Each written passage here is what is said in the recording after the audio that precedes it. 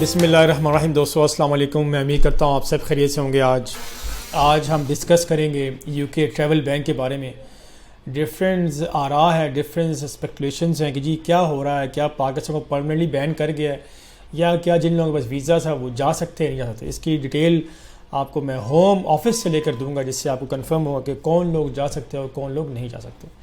दूसरा ये कि एज़ यूजुअल फेसबुक पेज, हमारे यूट्यूब चैनल को भी सब्सक्राइब करें एंड लाइक शेयर और कमेंट भी करें अगर आपको हमारी वीडियो अच्छी लगती है तो। दोस्तों बड़ी देर कर दी मेहरबान आते आते। ये जो ट्रैवल बैन लगा है बेसिकली तो पाकिस्तान को पहले लगाना चाहिए था बजाय कि यूके लगाए, क्योंकि हमारे मिनिस्टर से डेली बैठ के कह रहे थे कि यूके वेव है और ये थर्ड वेव इतनी ख़तरनाक है कि मैं आपको बता ही सकता कि एक आम सा जेन्युइन एक इंसान सा मेरी तरह बैठा हुआ है, उसको भी समझ नहीं आई कोरोना वायरस कैसे हो गया। उसको कोई सिम्टम्स नहीं है उसको, बट जब वो जाके चेक करवाता है तो वो उसके ब्लड में क्लॉटिंग निकलती है तो वो कोरोना वायरस डिटेक्ट हो जाता है उसका। लिहाजा ये तो दिन रात हम यही कह रहे हैं कि यूके से आ रहा, अगर यूके से चीज़ आ रही थी तो हमें बंद करना चाहिए था। वो उनकी जो यूके ने पाकिस्तान को रेड लिस्ट में डाला है, ट्रैवल बैन में डाला है, वो सिर्फ और सिर्फ हमारी इस वेव से नहीं डाला, उन्होंने पॉलिटिकली डाला है कि जो हमारे मिनिस्टर्स सुबह रात कह रहे थे कि जी यूके से आ रहा है, उन्होंने उस पर्पज से डाला है। ऑल्दो अगर देखा जाए कि जर्मनी, फ्रांस, इंडिया, अमेरिका, हम तो अभी फिर भी बहुत अच्छे इन ममालिक से अगर कंपैरिजन किया जाए कि 1000 पेशेंट में से कितने लोग अफेक्ट हुए पाकिस्तान में, तो 13 लोग बनते हैं, वो 10 से 13 लोग। 125 लोग बनते हैं फ्रांस में, 124 बनते हैं जर्मनी में, उनको नहीं डाला उन्होंने, हमें डाल दिए। तो ये एक पॉलिटिकल डिसीजन था उनका। ये स्टेप पाकिस्तान को पहले उठाना चाहिए था, जो कि उन्होंने नहीं उठाया। उन्होंने उठा लिया, चले किसी ने उठाया, अच्छा हुआ उठा लिया, ताकि फ़्लाइटें बंद हों, यहाँ से भी हों और लोग आना बंद करें, लॉकडाउन लगे ताकि हम इस कोविड को कंट्रोल कर सकें। अभी भी जो कही जा रहे हैं कि 9 तारीख सुबह 4 बजे से ट्रैवल बैन लग रहा है, मेरी नज़र में ये कोई ट्रैवल बैन नहीं है।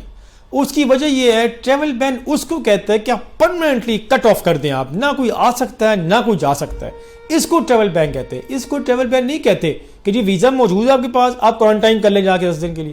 भाई ट्रैवल बैन कहाँ से आ गया? तो अब इन्होंने जो रूल निकाला वो निकाला क्या है? आप फर्स्ट ऑफ ऑल आप पाकिस्तानी हैं या किसी, अब चूँकि हम पाकिस्तान से इन्होंने हमें बैन किया तो मैं बता दूंगा, पाकिस्तानी हैं, वीज़ा मौजूद है मेरे पास और मैं जाना चाहता हूँ, मोस्ट लोग नहीं जाएंगे। अगर लेट सपोज एक बंदा कहता है यार मेरा वीज़ा एक्सपायर होने वाला है और मुझे मेरा जाना ज़रूरी है, तो वो जा सकता है और 1750 या 55 पाउंड जो है वो क्वारंटाइन करेंगे 10 दिन होटल में। पहले टेस्ट आपसे लिया जाएगा सेकेंड डे, अराइवल के सेकेंड डे तक के मिलेगा, टेस्ट लिया जाएगा। दूसरा टेस्ट आपका 8वें दिन लिया जाएगा। अच्छा, अब इन बिटवीन लेट सपोज आपका टेस्ट नेगेटिव आ गया है, आप 10 दिन से पहले अर्ली रिलीज नहीं हो सकते, आप 10 दिन क्वारंटाइन लाजिम मलजूम है आपका। आप ये भी नहीं कह सकते कि जी मेरा नेगेटिव आ गया है मैं अपने घर में क्वारंटाइन करूंगा। नो, आपने उनके डिजिग्नेटेड होटल्स में आपने खुद क्वारंटाइन करना और पेमेंट आपने देनी है, जो कि 1750-55 बनती है। मैं अभी आपको दिखाता हूँ लिस्ट पे जाके। दूसरा ये कि अगर फैमिली जा रही है तो फैमिली क्वारंटाइन करेगी और बड़े की फ़ीस 1700 है, छोटे की 600 समथिंग है। मैं आपको एग्जैक्ट जो फीसेस है वो मैं लेकर चलूँगा उसके ऊपर। तो मैं ये कहना चाह रहा हूँ, ये हरगिज़ नहीं लिखा कि जी आपके पास वीज़ा मौजूद है आप ट्रैवल नहीं कर सकते। नो, आप कर सकते हैं बशर्ते कि आप ये क्वारंटाइन की फीसेस हैं और क्वारंटाइन करना पड़ेगा आपको। अच्छा, अब एक कुछ जो ब्रिटिश नेशनल्स हैं या PR होल्डर्स हैं उनको भी कहा गया आप ट्रैवल कर सकते हैं, उनके लिए कोई इशू नहीं, बट वो भी कुछ लोगों को जो है वो कोविड टेस्ट यहाँ से प्रेजेंट करना पड़ेगा। पाकिस्तान को इस लिस्ट में ऑलरेडी इनकी एक लिस्ट, रेड लिस्ट बनी हुई है, एक बैन लिस्ट बनी हुई है, इसमें काफ़ी ममालिक हैं। मैं आपको उस लिस्ट पर लेके चलता हूँ, आपको दिखाता हूँ कौन कौन से ममालिक हैं जिस पे जो यूके जो है वो बैन लगाया। आप देख सकते हैं रेड लिस्ट बैन कंट्रीज़, ये देख लीजिए, इसके अंदर है अंगोला, अर्जेंटीना, ब्राज़ील, ये काफ़ी कंट्रीज़ है। रिसेंटली जो ऐड किया गया उनमें कीनिया है जो 9 अप्रैल से ऐड होगा। उसके बाद हमारा प्यारा मुल्क पाकिस्तान है जी, 9 अप्रैल से ये भी ऐड है। फिलीपींस है 9 को। ये 10 दिन, ये जो लिस्ट है ये हर 10 दिन बाद रिवाइज़ होती है। ये देखें, ये हर 10 दिन बाद रिवाइज़ होती है, उसमें कुछ ममालिक को निकाला जाता है और कुछ ममालिक को ऐड किया जाता है।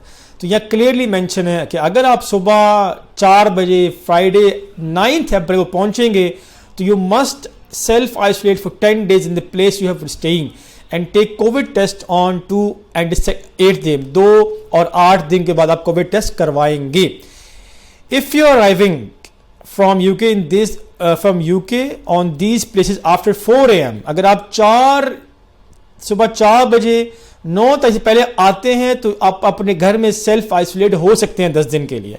अगर आप आते हैं 9 तारीख सुबह 4 बजे के बाद तो आपको डेजिग्नेटेड होटल्स में खुद को क्वारंटाइन करना पड़ेगा 10 दिन के लिए। ठीक है जी। अच्छा, अब सम पीपल आर एग्जाम्प्ट। अब एग्जाम्पशन किसको मिलेगी है, वो एग्जाम्पशन की लिस्ट मैंने बनाई है कि अब इन लोगों को एग्जाम्पशन मिलेगी है। Coronavirus job that qualify for travel exemptions to help protect the country from coronavirus. अगर आप इन ममालिक, if these do not apply if you are travelling from Ireland, the Channel Island और the list of the Man, you must have spend 10 days of this. अगर आप इन ममालिक से आए हैं तो आपको 10 days क्वारंटाइन नहीं करना पड़ेगा।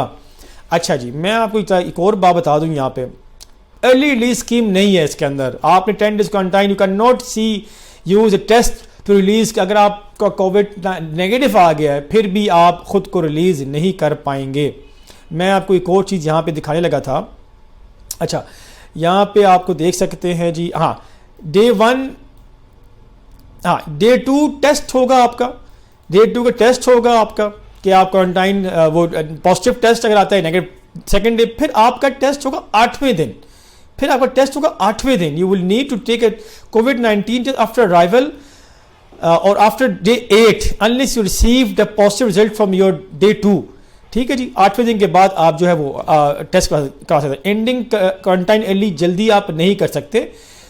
5 साल के बच्चे जो हैं, 5 साल बच्चे under 5, children under 5 will not need to take the day 2 और day 8, but they and their family और carers should only leave quarantine if they are well. अगर बच्चे अगर ट्रैवल कर रहे हैं उनको कोविड टेस्ट करवाने की जरूरत नहीं है, बट वो अपने पेरेंट्स के साथ तब जा सकते हैं कि अगर उनका टेस्ट नेगेटिव आ गया हो।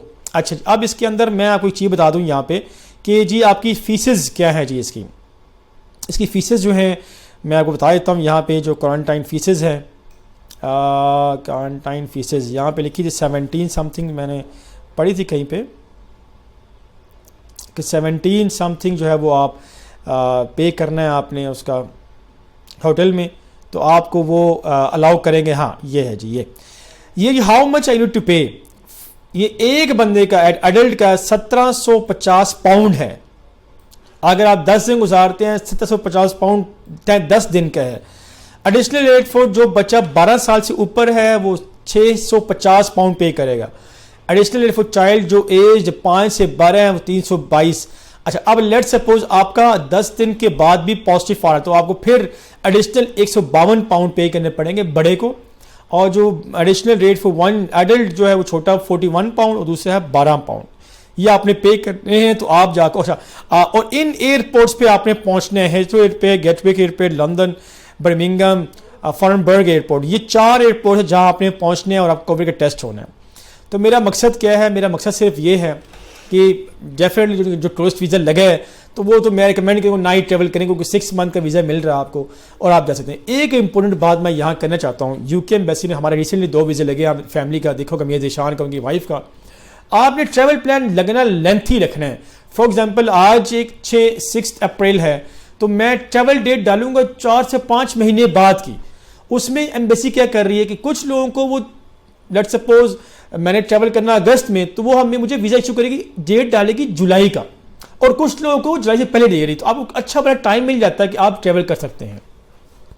अब यहाँ पे एक और बात ऐड कर चलूँ, embassy British high commission totally open है, एम्बेसी अपॉइंटमेंट भी हो रही है। आज की अपॉइंटमेंट मैं आपको एक और चीज़ यहाँ दे दूँ कि आज की हमने अपॉइंटमेंट निकाली है, ये आप देख सकते हैं हमारी स्टाफ मेंबर ने ये अपॉइंटमेंट निकाली, ये देखें 7, 8, 12 ये सारी अपॉइंटमेंट्स है, ये पेड अपॉइंटमेंट्स हैं, कुछ फ्री अपॉइंटमेंट्स भी हैं इसके अंदर। तो आप अपॉइंटमेंट अवेलेबल है, आप ले सकते हैं, अपना वीज़ा अप्लाई करें, कोई पाबंदी अप्लाई करने पर नहीं है, सिर्फ पाबंदी जाने पर भी नहीं है, सिर्फ क्वारंटाइन करना और फीस पे करनी है आपने। लिहाजा जो लोग ये समझ रहे थे कि एम्बेसी बंद है, इसका वीज़े के ऊपर कोई असर नहीं पड़ेगा, जिस तरह नॉर्मली सिचुएशन चल रही है ऐसे चलेगा। मैं एक और बात ऐड करता चलूँ, क्योंकि प्राइम मिनिस्टर ने कल एक बयान दिया है कि वो नॉन कमर्शियल यूज़ जो है जो एक्टिविटीज़ हैं उसको भी ओपन करने जा रहे हैं। तो बार्बर शॉप है, कुछ और शॉप्स हैं जो नॉन कमर्शियल है, जिसकी ज़रूरत नहीं है ओपन करना, वो ओपन कर रहे हैं। इसका मतलब ये है कि कोविड के हालात यूके में बतदरीज अच्छे हो रहे हैं, और मैं उम्मीद करता हूँ कि पाकिस्तान के अंदर भी अच्छे हों। बड़ी बुरी हालात है ऐसे पाकिस्तान के अंदर। मास्क पहने, मास्क के बड़े फ़ायदे हैं। मैं आपके सामने बैठा हूँ, यकीन करें मैं खुद इफेक्ट हुआ हूँ। अल्लाह पाक के, तो मैं 100% इफेक्ट तो नहीं हुआ, बट मैं पार्शली इफेक्ट हुआ हूँ, और अल्लाह पाक के मैं ये रिकवरी एक प्रोसेस में हूँ। तो मेरी दुआ ही आप लोगों से कि मास्क पहने, ख़ुद को जो है वो दूर रखें, भीड़ में मत जाएं, और बच्चों को ख़ास तौर पर ख्याल रखें। अल्लाह पाक हम सबको अपने हिफ्ज़ मान में रखे, और जो लोग बीमार हैं मेरी उनकी दुआ है कि अल्लाह पाक उनको भी जो है वो सेहत अता फरमाए, लंबी उम्र अता फरमाए। अगर वीडियो अच्छी लगी तो प्लीज़ लाइक शेयर कमेंट ज़रूर कीजिए। तब तक के लिए अल्लाह हाफ़िज़।